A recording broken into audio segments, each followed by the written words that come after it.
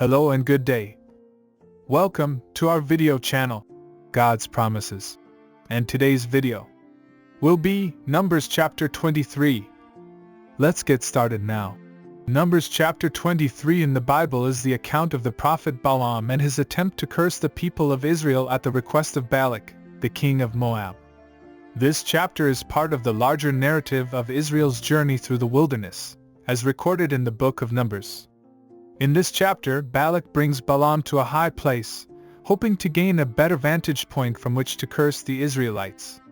However, instead of cursing them, Balaam blesses them 3 times. These blessings include statements such as, "How beautiful are your tents, O Jacob, your dwelling places, O Israel." Numbers 23:4 and, "Blessed is he who blesses you, and cursed is he who curses you." Numbers 23:8. This unexpected turn of events frustrates Balak, who had hoped to use Balaam to weaken the Israelites before he could attack them. He sends Balaam to a different location, hoping that the change of scenery will somehow allow him to curse the Israelites. However, Balaam again blesses them instead of cursing them, stating that he cannot go against the Lord's command to bless them. Numbers 23:20-23. The teaching application of Numbers 23 revolves around the sovereignty of God and the importance of following His will.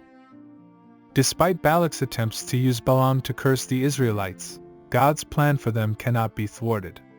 Balaam, as a prophet of God, understands this and chooses to obey God's commands instead of following Balak's desires. This story reminds us that God's plans cannot be hindered by human efforts or schemes. Even when others try to harm or curse us, God is ultimately in control, and His plans for us cannot be changed. This does not mean that we will not face challenges or difficulties in life, but it does mean that we can trust in God's sovereignty and His ability to work all things together for our good. Romans 8:28. Additionally, the story of Balaam reminds us of the importance of obedience to God's will. Balaam was initially tempted by the promise of wealth and prestige from Balak, but he ultimately chose to obey God's commands instead. As Christians, we must also prioritize obedience to God's will above our own desires or the desires of others. This may not always be easy, but it is essential for our spiritual growth and for staying aligned with God's plans for us. In conclusion, Numbers 23 teaches us about God's sovereignty and the importance of obedience to His will. Despite the efforts of Balak and Balaam, God's plan for the Israelites could not be thwarted, and Balaam ultimately chose to bless them instead of cursing them. As Christians, we must trust in God's sovereignty and prioritize obedience to His will in our lives. Thank you for visiting us today.